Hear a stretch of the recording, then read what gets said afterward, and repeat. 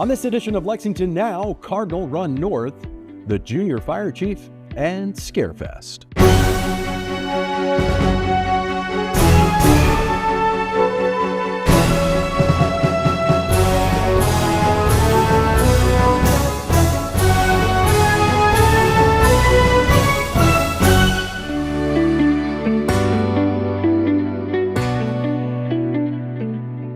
I'm Neil Noah, and welcome to Lexington Now for the week of October 13th, 2025.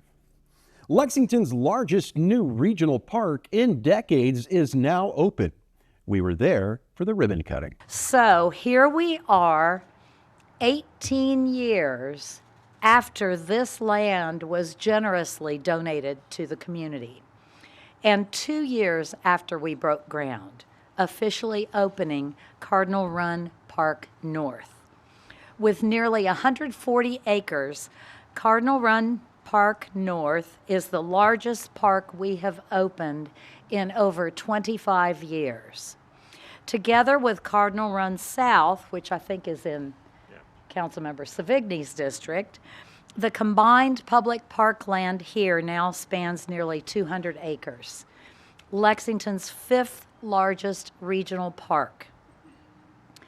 Not only does Cardinal Run North offer beautiful natural spaces, it features a large playground, which you are facing, a dog park, pickleball courts, and a basketball court. And there are things like a picnic shelter, paved shared use trail, and coming next year, 4 multiplex fields. This is all about quality of life for people in Lexington. Our parks are filled with opportunities for residents and visitors alike to get outside, to enjoy the beauty of Lexington, and to be active. It's an honor to be here today as we celebrate the official opening of Cardinal Run Park North. This project has been decades in the making, and that long journey makes today's ribbon cutting even more exciting. We've reached this milestone thanks to the hard work of our dedicated parks team, the commitment of our Mayor Gordon, and the support from current and previous urban county councils. Crucially, we owe the deepest gratitude to our community members and stakeholders, many of whom live right here in the 12th District, whose input shaped every element of this special design. The 12th District is defined by its beautiful green spaces, and this park perfectly blends the natural with the built environment. Cardinal Run Park North is far more than just adding acreage to our system of parks. It is a vital investment in the quality of life for our entire community. The park directly addresses the need for active recreation, providing a fantastic new regional hub that will bring the neighbors together and encourage healthy activities for families, residents, and visitors alike. I speak on behalf of the entire 12th District when I say it's truly an honor to have such an innovative regional park here in the 12th. Our parks team did a spectacular job honoring the natural features, ensuring this space remains beautiful and functional for generations to come. Free open spaces are really what residents want to connect with nature, with their friends, with family, have their pets use those great new 2 dog parks back there. And it's the best thing that we can do for our own health and wellness. Since it's connected Cardinal Run South, I really do. The people that are over there are going to be over here as well. So I'm really excited about that. We partnered with Fayette County Public Schools, Girls Who Game, to create an inclusive, accessible Cardinal Run North vision utilizing Minecraft. And I think we've got at least one member of that team here with us today. We met with neighborhood stakeholders in Wesley Heights, Kentucky Mountain Biking Association, who was with us from the start, and multiple LFUCG divisions to get us to opening a park that involved environmental services and water quality and streets and roads, traffic engineering. A lot of different folks had to have input on bringing this to life. The park will not just serve today's families, but it's going to serve future generations of Lexingtonians, and it reflects our commitment to healthy living, outdoor activity, and community connection. Okay, 3, 2, 1. The Lexington Fire Department announced their newest junior fire chief in a ceremony at Sandersville Elementary. So the Junior Fire Chief program started long before I came on the fire department, but I took it over in 2018, and I will say that this year is the most essays and posters that we've had submitted by students. So thank you for involving yourself and challenging yourself to do this. So one more round of applause for the other students.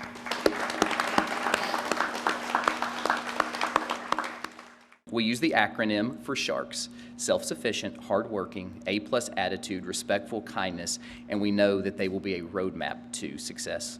Jillian is a student who shines in all of these areas. She consistently works hard on any task that is put in front of her. She's detail-oriented and wants to make sure that the things she does it the right way and to the best of her ability.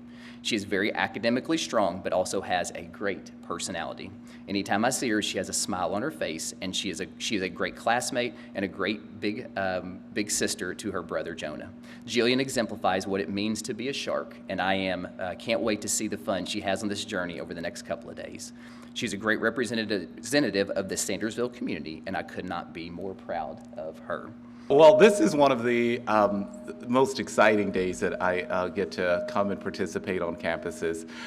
It's our 103rd year of doing this and partnering with the fire department to talk about fire safety. This year is a little unique, and I don't want to take too much of your thunder, but it's very unique, and I'm sure over the years it has evolved. But this year is really about batteries and lithium batteries, and the unique thing about those is not only do we have them at home, and many of us have them on our persons through our cell phones, and we have them in our schools. We have them everywhere we go, and so I was really excited to see that this was the theme for this year. Fifth graders, give me your attention.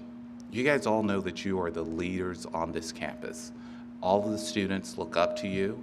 Many of you, like Jillian, has been here 6 years, and so you're an example of what they thrive to be once they're going to be in fifth grade. And so I want you all to remember that when it comes to fire safety, when it comes to all of the different things that you learn outside of your testing, that those are things that are important for you to develop as an entire human being. So take those things seriously, whether they be your art classes, whether they be your math, science, social studies, reading language arts, or whether they be PE, whether they be a foreign language, whether they be learning a new instrument, whatever that is, realize that that's helping you develop who you are. And our partnerships with the LFUCG, the fire department, are all things that we work for together to make sure that you have the very best education that you can have. And one of the great things that I appreciate is that this is not something that only I believe, your principals and your teachers believe and support. It's also something that many of our partners support, including our fire department. And that's one of the reasons that this has gone on for 103 years. And we're excited to have a fire chief that continues this tradition and continues the belief that you are worthy of all of these special things. And so I want to congratulate you, Jillian, again for this honor. I'm really looking forward. She says she's not nervous, and I heard about that beautiful smile. I want to see it a lot more. The Junior Fire Chief program was developed to teach children about fire safety. And as firefighters, we know how critically important it is to teach fire safety, as well as to reach all of our population. And sometimes the best way that we can reach parents is actually through the children. So this is a wonderful, exciting program for us. So this year's theme for Fire Prevention Week is Charge into Safety, Lithium-Ion Batteries in Your Home. And Jillian put together a very thoughtful and creative presentation that really stood out to us. Fire affects people of all ages, but disproportionately children are impacted because they've not yet been taught what to do. Oftentimes, the junior fire chief can reach other students and siblings, but family as well. And we look forward to getting to spend a fun week with you so that you can share this important message. Without further ado, I would now like to present the Junior Fire Chief badge that comes with a lot of responsibility, but also some fun, to Jillian. Welcome.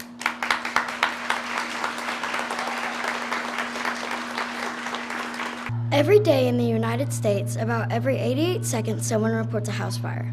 36% of all house fires are caused by electrical problems, and most of these electrical problems are caused by lithium-ion batteries.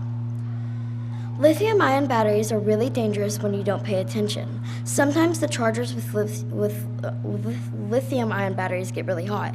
Having the batteries get really hot like this can sometimes be really dangerous. It has a high risk of catching on fire if not properly ventilated or in the right location. Make sure to research and follow all of the safety guidelines for lithium-ion batteries. Lithium-ion batteries are a useful tool when used correctly. Charging when done properly and is fast and easy for multiple and different personal devices. If something goes wrong during the charging process and a fire begins, have a plan to move to safety. Just saying this once again, always be careful when using lithium-ion batteries.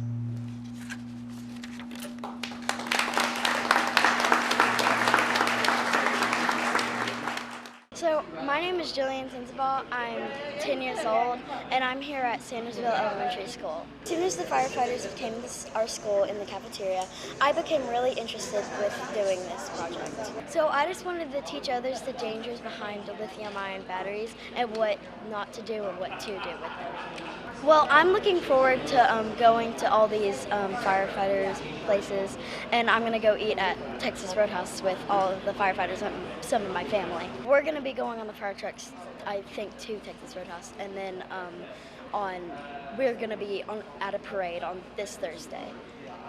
So what's your family think about this honor? They think it's really cool, and they're really proud of me, and they're just really happy.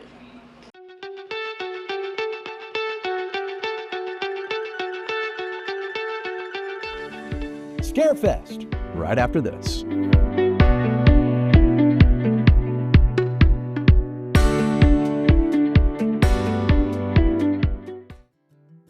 Hello everyone, Mayor Linda Gorton here at historic Darby Dan Farm, right in the heart of the Bluegrass.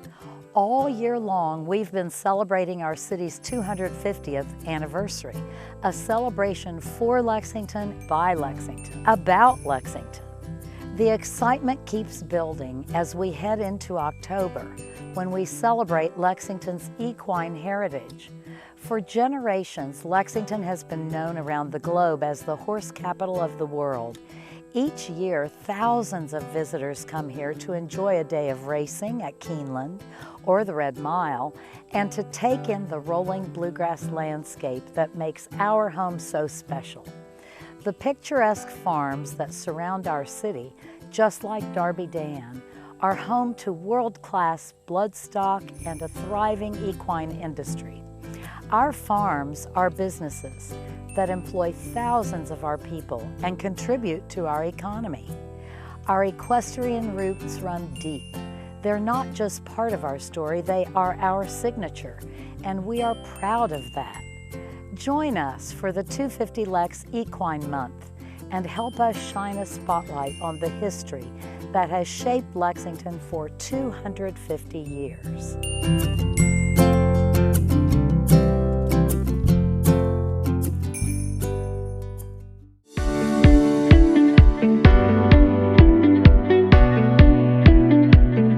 Welcome back to Lexington Now. Scarefest is this weekend, and we give you a preview of what's in store with owners Brandon and Nicole Griffith. My name is Brandon Griffith. I'm Nicole Griffith. This is Scarlett. And we're the owners of Scarefest. This is 17, and so this is our 7th one. The add-on events. So every year, in addition to the show itself, there's the after parties and all that stuff. But we start having these launch events on Thursdays. So people come in town and spend like the whole week there. But we've got Chris Jericho's doing his podcast live. Oh yeah. That's going to be a lot of people really talked about that. We've got Daniel Harris and Scout Taylor Compton. Talk Scary to Me. I love that show. Listen to it all the time. Here every year. Yeah. And then we've got bourbon tasting with Killers on the Rocks at Town Branch, which is already sold out. Paranormal Investigations, the VIP parties down at Manchester Music Hall again, which is a great venue. We love it there. karaoke, trivia, costume contests. So we have Wicked Beard's costume contest. His son has taken over that business, and big prizes. I think usually it's $500 for first place. Yeah, for first place. And of course we have the kids version too, because Sunday is Kids Day, and we have lots of add-ons for kids on Sunday. Yeah, there's a lot of really cool cosplay that goes on, and I've been amazed like every year. It just keeps getting better and better. Now, one thing that we have not announced this yet, so we've worked out the particulars of it. But last year, if you saw, we had Matthew Lillard, and we had a special whiskey tasting event with him, and that went over really well. It was a smaller group of people. It was Sunday after the con was over. And everybody really enjoyed it. Yeah, they got like a personalized, like an autograph that nobody else got. You know, it was a different picture. They got a photo, a selfie with him, and they got to listen to him talk about his bourbon. But this year...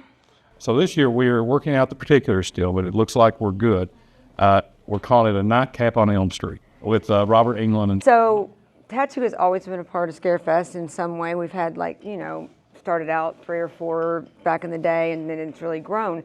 And people love tattoos, so we are now taking over the entire first floor for our tattoo expo. There'll be some other things down there, but we're in all 3 levels of the center this year. And the film festival that goes all weekend, Wes Forsyth helps with that, and that's taken on a lot. We have submissions from all over the world, and a lot of those guys come in for the show and do like limited merch and things like that. So this year we are October 17th through the 19th. We'll have some events on opening night, which we do on Thursday night. We're actually doing the ticket booth a lot differently this year, so we want to make sure that everyone knows, because there's a lot of people come to the show. It's good size, and the best way to avoid lines and things like that is to do early check-in. So this year we're going to be running the ticket booth for early check-in on Wednesday night, so we're expanding that. So that'll be going from 5 to 9 on Wednesday. Thursday it'll be open all day. Friday it'll open that morning at around 9, I believe. And so you can come down and check in anytime before the show starts. Get your lanyards, your bracelets, and then go in the re-entry instead of the line to buy tickets. And Yeah, so if you were down there last year, the line was really long. So we've made some changes. We've doubled the number of ticket check-ins we've got. We were in the process of switching over to a new system last year, and now that system is in place and working really well. So we're really excited about getting everyone in quickly, efficiently, so they can have a good time. So where to stay is always a question because there's so many people coming in. Of course, the closest hotels are the Hilton, Hyatt, and Marriott.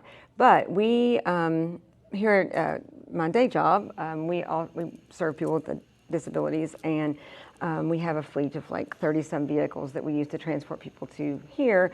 So those drivers get really excited to help us shuttle at Scarefest. That's all on our website, and that's a free shuttle. So you can stay at one of the hosting hotels and get a free shuttle, and maybe have some nightcaps on Elm Street, and then take the shuttle back home. So come out, bring the family, come join us. It's a fantastic experience and event. We'd love to have you. Our staff are super helpful, so if you need to know how to get around, you just find somebody and ask, and we have 300 volunteers there that will make sure you get to experience the show fully and get what you want out of it. Sunday's Kids Day, come and dress them up. We have a trick or treat of all the vendors, and lots of good times. So we continue to talk Scarefest with the Griffiths. So this year we've got a lot of really cool cast reunions. We've actually got the largest Nightmare on Elm Street reunion that I've ever seen. 20 people? We're covering the full, like from part 1 all the way up to Freddy's Dead, and we actually just announced Douglas Tate last night, who was the stuntman in Freddy vs. Jason. Of course, Robert Englund himself. So yeah, that one is really exciting. Grimm. A lot of people are excited about Grimm. It's based on Grimm fairy tales. There's an anniversary this year for Return of the Living Dead, so we've got all the remaining cast from that, including the Tar Man himself. Our second biggest reunion this year is going to be Monster Squad, and so we've gotten pretty much all the monsters. We're doing a reunion for Clive Barker's Hellraiser. I'm excited about Juliette Lewis. David Arquette's coming back from Scream and Chris Jericho's Frank. coming. That people are excited about Chris Jericho. Yeah. So Chris Jericho's only doing 4 appearances this year, I think, and so we're going to be his next to last stop. So we're really excited about that. He actually showed up to the convention a few years ago. As a fan, he was playing down at Manchester Music Hall, and then he just heard it was the same weekend, and he popped in as a. Yeah, we actually had the Terrifier reunion that year, and so Damian Leone and David Howard Thornton were there, and so they just called each other up, and next thing I knew, like I walked into like the little space where everybody was eating, and like Chris Jericho was just standing there talking to Greg Nicotero, and I was like, I don't remember inviting Chris Jericho. So yeah, he just showed up, and so he had a really good time. So when we reached back out to him this year because he's in Terrifier 3, and so yeah, I'm really excited about that one. We're actually Dana Kimmel from Friday the 13th Part 3 and Mike DeLuna, and then we've got a couple more announcements for Friday Part 3, which is my personal favorite. But Dana Kimmel she's not done a show in, I think this year was the first time in over 10 years. And so she did one in New Jersey, and she's doing us, and that's it. And she is phenomenal. I had a chance to meet her and talk with her, so fans are going to be really excited about that. I'd say so all the phone calls are routed to my phone, and I'd say the highest volume, besides, of course, Robert England and all that, would be the Annabelle doll, the Warren Museum. Yeah, been a lot of people talking about that, and we're taking precautions, but there are folks coming from everywhere all over for that, and it's going to be the entire Warren's Occult Museum, and so that's something that's going to be really super exciting. And there's been TikTok is gone crazy with like coverage of that museum and the doll and everything like that. And I'm a social worker. This is actually where I work during the week, and I'll have people coming to pick up clients, and they'll be like, "Are you really gonna have Annabelle? Is she really coming? Is it the real doll?" And like, they're stoked, and folks that have never been to a con are coming simply because of the Warren Museum. So I think that's exciting. So anybody watching this, like, I'm just gonna let you know a little secret. I've purchased 10 Annabelle lookalike dolls. Oh my goodness! I didn't even know this. I plan on the plan is to make the movie like Elf on the Shelf. Yeah, so I'm going to hide them around the convention, and the last one I'm going to put is on the parking booth to get out. So I'm going to put her on top of that. I'm going to move them around every day. So if you see that, you're in the know. Don't ruin the surprise for everybody else because everybody's going to freak out. The panels will be amazing this year too. They will, and it's the tickets this year. It was crazy. People had so much fun last year, and it was excellent. But we sold out of all the VIP tickets in 7 minutes this year. It was nuts. But it's really become like Lexington. You wouldn't think this, but there's a lot of talk about Lexington within the horror community, and you've got all these movies, celebrities, and things, and like you wouldn't think to see. Some of that in Lexington. And people, it's not just people in Lexington going. They come from every state of the United States, Europe, and Australia every year, especially when we did Jaws. Oh, a ton of people came over from Europe for that one. And, it's sometimes the only chance to see certain celebrities that you admire and things like that. So what's really fun for me are these big cast reunions that we're doing. So, like, when those guys get together, a lot of times they've not seen each other since they filmed. Yeah.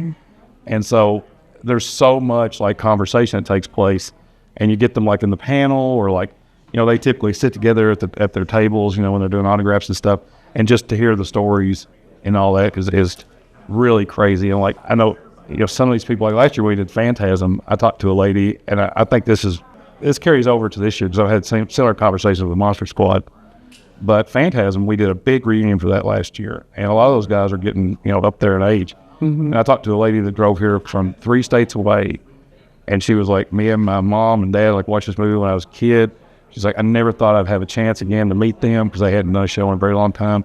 And so she drove all the way down there, and she cried to me in the parking lot, and I was like, I love that movie too. And it was just really cool. There's a lot of that goes on at the show because the horror community is really close knit. They take care of one another, and it's real supportive. And the people that are killers in the movies and things like that, they're the nicest people and genuine people in real life, So when Richard Dreyfuss came, that brought in, because he's in so many other movies like Mr. Holland's Opus and all these things, that it was like people were coming because they loved the horror, and then they'd bring grandma, auntie, people like, you know, that are in their 80s because they really want to meet Richard Dreyfuss. And so it's a whole family affair, you know, for all ages. So come out, bring the family, come join us. It's a fantastic experience and event. We'd love to have you. Our staff are super helpful, so if you need to know how to get around, you just find somebody and ask, and we have 300 volunteers there that will make sure you get to experience the show fully and get what you want out of it. Sunday's Kids Day, come and dress them up. We have a trick or treat of all the vendors, and lots of good times. So our own Haley Salyers is here to tell us what's happening this weekend in Lexington. Hey Lexington, I'm Haley, and here's some upcoming events this weekend. Household Hazardous Waste Collection will be Saturday, October 18th at the Old Landfill Pad, 1631 Old Frankfort Pike. This starts at 8:30 a.m. Fayette County residents can drop off the hazardous materials that have accumulated in their homes. The city will properly dispose of them, free of charge. Please visit the lexingtonky.gov calendar page for acceptable items. There's pumpkin carving at Heisel Farm Park Saturday at 10 a.m. They will provide the pumpkins and some carving tools, but you are welcome to bring your own tools if you prefer. They'll be meeting by the Black Barn in the parking lot. And after you're finished carving, you will be welcome to take the pumpkins home with you, or you can leave them to decorate the barn. Junior Naturalists Trekking to Trees at McConnell Springs at 10 a.m. Junior Naturalists are students ages kindergarten through 5th grade who love nature and want to learn more. Program topics will change each month, including activities, crafts, and a guided walk. Registration is required. Lunch with the Arts on Saturday. Fox and Clover at Phoenix Park at noon. This event will have live music and food trucks to enjoy, but feel free to bring your own lunch or picnics. Special for Saturdays, enjoy making art with On the Move Art Studio. And calling all pumpkin Picassos. Attend McConnell Springs Park Sunday from 1 until 5 for a carve and chip-in event to add pumpkins to the year's jack-o'-lantern trail. You supply the pumpkin, and they'll have tools and stencils, and then they'll take care of the mess when you're finished. Food trucks will be on site to grab some yummy grub before or after you carve. All pumpkins will be donated to the Jack-o'-lantern Trail, which takes place at McConnell Springs Park October 22nd through 25th. All donors will receive free admission to the trail and a free poster. I'm Haley, and that's just some of the things going on this weekend in Lexington and Fayette County. For more information about events coming up, be sure to visit lexingtonky.gov. Thanks for watching, and we'll see you next week. Haley also brings us the lineup of live meeting coverage for the week. Hey there, I'm Haley. Here's our live meeting schedule this week, October 13th for Lex TV. Remember, you can watch all of our live meeting coverage on Lex TV, channel 185, and always at lexingtonky.gov. First up, on Monday afternoon at 1:30 is the Board of Adjustment meeting held in the Council Chambers. And on Tuesday in the Council Chambers is the Social Services and Public Safety Committee. That meeting is at 1:30, and then the Council work session will follow at 3 p.m. All these meetings will be held in the Council Chambers. On Wednesday at 4 p.m., watch the Board of Architectural Review. This meeting will also take place in the Council Chambers. And as we wrap up the week on Thursday, we'll have the Planning Commission work session at 1:30 in the Phoenix building. And that's our current live meeting schedule for Lex TV. Watch all of our meeting coverage on Lex TV, channel 185, or always online at lexingtonky.gov. I'm Haley, and we'll see you next time. That's all for now, but as always, you can keep up with us on social media. Check out the latest traffic updates on X at LexRex, or catch our live traffic cams on lexingtonky.gov. For all of us at Lex TV, I'm Neil Noah, and that's it for now.